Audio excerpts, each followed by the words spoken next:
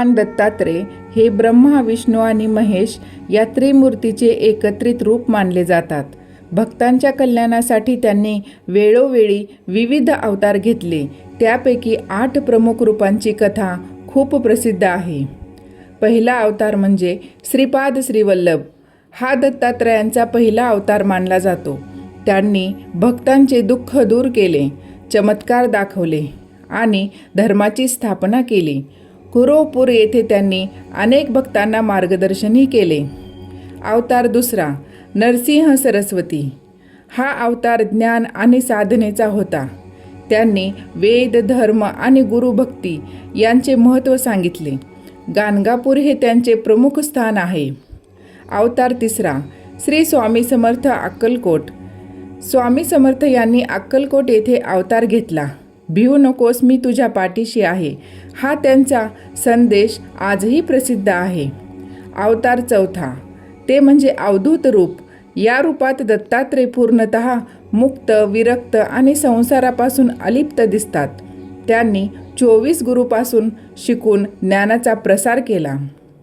अवतार पाचवा योगीराज रूप. या रूपात ते महान योगी म्हणून प्रकट झाले. त्यांनी ध्यान, समाधी आणि आत्मज्ञान यांचा मार्ग त्यांनी दाखवला. परमहंस रूप. परमहंस म्हणजे सर्वोच्च ज्ञान प्राप्त केलेला संत. या रूपात त्यांनी वैराग्य आणि मोक्षाचा संदेश दिला. अवतार सातवा दिगंबर रूप. या रूपात ते सर्व बंधनापासून मुक्त आहेत. संपूर्ण विश्वच माझे घर आहे, असा संदेश त्यांनी दिला. विश्वगुरू रूप. या रूपात दत्तात्रय संपूर्ण जगाचे गुरु म्हणून ओळखले जातात. त्यांनी सर्वांना समान दृष्टीने ज्ञान दिले. गाणगापुरात असताना झालेली एक गमतीदार गोष्ट. दिवाळीचा सण आला होता. श्री गुरूंचे 7ही गावचे 7 शिष्य श्री गुरूकडे आले. आपल्या घरी दिवाळीसाठी यावे असे 7ही जण श्री गुरूंना विनंती करू लागले. तेव्हा श्री गुरु म्हणाले, तुम्ही सारेच माझे प्रिय शिष्य आहात. तेव्हा मी प्रथम कुणाकडे येऊ ते ठरवा व मला सांगा. श्री गुरूंनी आपल्याकडेच यावे असे 7 जण म्हणाले. त्यांची भांडणे सुरू झाली. मग श्री गुरूंनी युक्ती केली.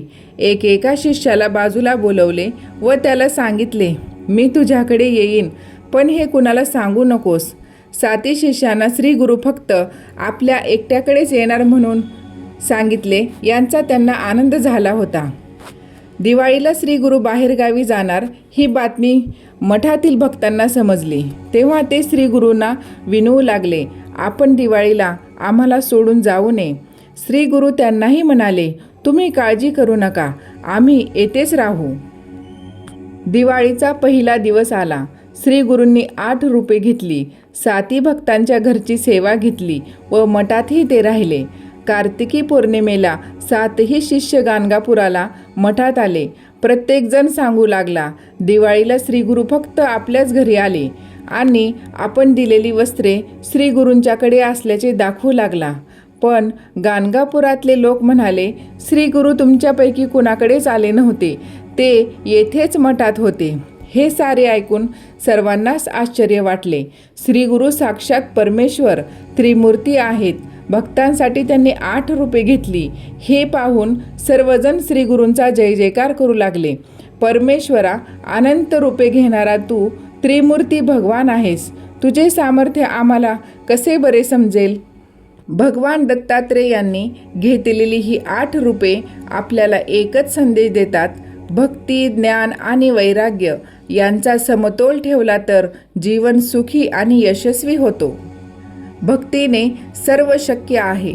भक्तांच्या रक्षणासाठी ते जेथे गेले तिथे चमत्कार घडले. अंधांना दृष्टी, गरिबांना आधार दिला. ज्ञानाचा अवतार. त्यांनी लोकांना शिकवलं, धर्म, वेद आणि गुरुभक्ती. ज्ञानाशिवाय जीवन अपूर्ण आहे. अक्कलकोटमध्येही त्यांनी स्वामी समर्थांच्या रूपात प्रकट झाले. त्यांनी एकच वाक्य दिलं, भिवू नकोस, मी तुझ्या पाठीशी आहे. श्रद्धा ठेव, देव सोबत आहेत. जीवनातून पूर्ण विरक्त. त्यांना ना मोह ना माया. त्यांनी 24 गुरूमधून शिकवलं. त्यांनी प्रत्येक गोष्टीतून काहीतरी शिकता येतं ते ज्ञान त्यांनी दिलं.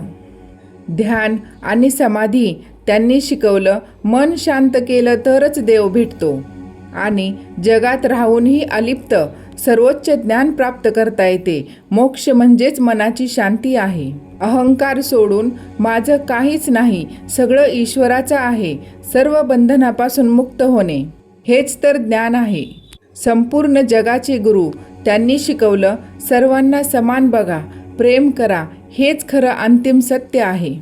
मैत्रिणींनो, भगवान दत्तात्रय यांची ही 8 रूपं आपल्याला एकच शिकवण देतात की भक्ती ठेवा, ज्ञान घ्या आणि अहंकार सोडा. जर तुम्ही मनापासून त्यांना हाक मारली तर ते नक्कीच तुम्हाला मदतीला येतील. जर तुम्हीही दत्तात्रय भक्त असाल तर कमेंटमध्ये लिहा, दत्तात्रय महाराज की जय. आणि अशाच भक्तिमय व्हिडिओसाठी चॅनलला सबस्क्राईब करायला विसरू नका.